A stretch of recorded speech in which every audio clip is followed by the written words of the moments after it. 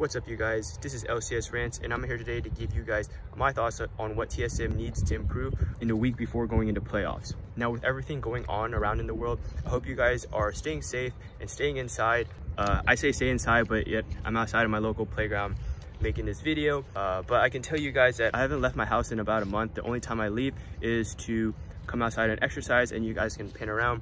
There's really no one here in the playground. It's just me by myself. Now, I haven't really made a video in a while because, you know, quite frankly, I've been studying for my general admissions exams, and they've been really tiring, and I've been mentally fatigued, so I've been really taking the time to, you know, work on myself, to get myself better and have my priorities straight. All right, but without further ado, let's get into this video.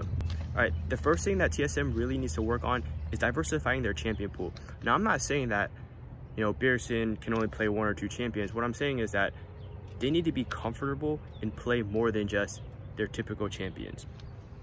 Like, when they play these different champions, they need to actually know what they're doing. So, and I feel like TSM has known that they've had this issue for a while now. If you guys have noticed, TSM has the most unique champions played. Beerson and Broken Blade are tied for second.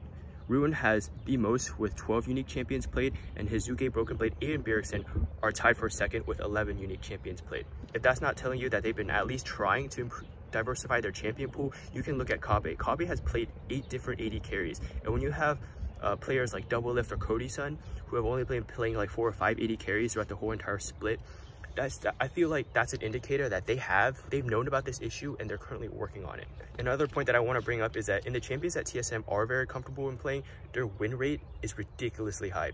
So Beerson Syndra, he is 5-0. See, Biofrost is Rakan, he's also 5-0. Broken Blade Set is 75% win rate. And then Kabe Zaya, he's a 4-6. And all 4 of those wins, they at least compared with Biofrost is Rakan.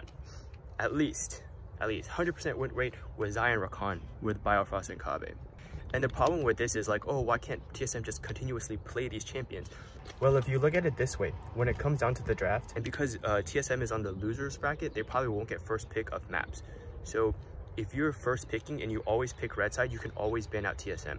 Let's just say, for instance, you're gonna ban out Set, Zillion, Syndra. All right, you're gonna target BB and Broken Blade, or BB and Beerson, right? And then you first pick the Rakan. Well, there goes all the champions that TSM are very comfortable in playing, which is the issue. So I feel like for this upcoming week, TSM really needs to step it up and grind that solo queue to really learn at least 1 or 2 different champions that they can play at a professional level.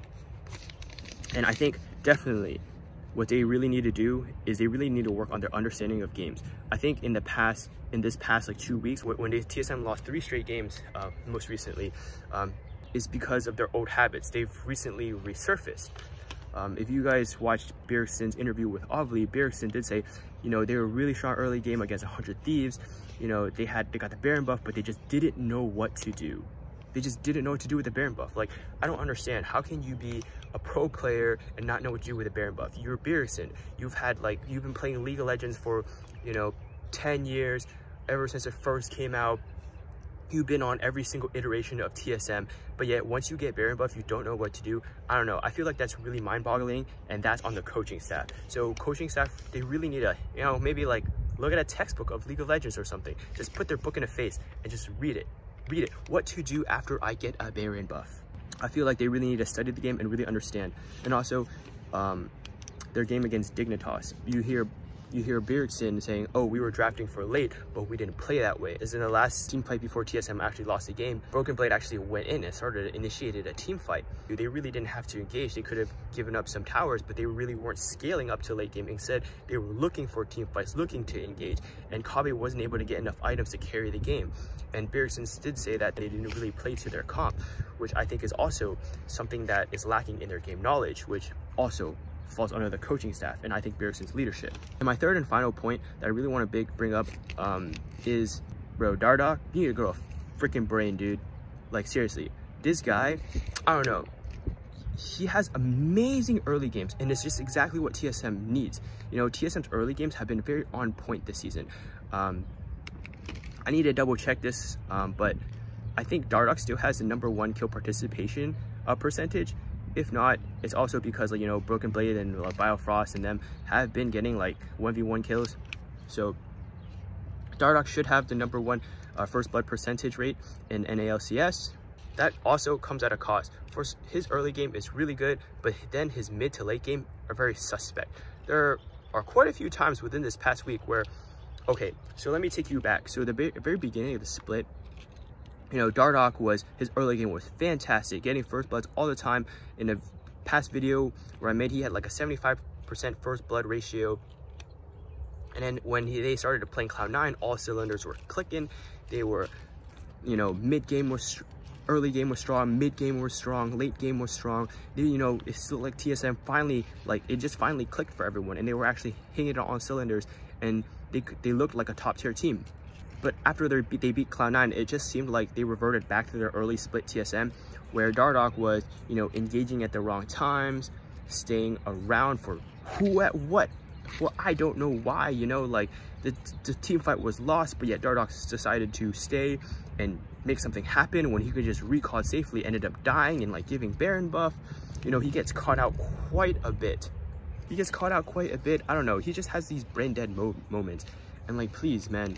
But I also really think TSM needs Dardoch, but Dardoch also needs to tone it down. These are like my top 3 things that I feel like TSM should be working on in the week before playoff. And if they're able to actually work on these things, I'm fairly confident that they can be in the finals challenging Cloud9 for the spring championships, because they're the only team that was able to beat Cloud9, and they're a team with really high highs but also very low lows, as they really wet the bed against Dignitas. Oh my god, that game was atrocious. That's all I have for you guys today. This is LCS Rant here. I'd love to know what your thoughts about what TSM needs to work on this weekend in order to prepare for that losers bracket game.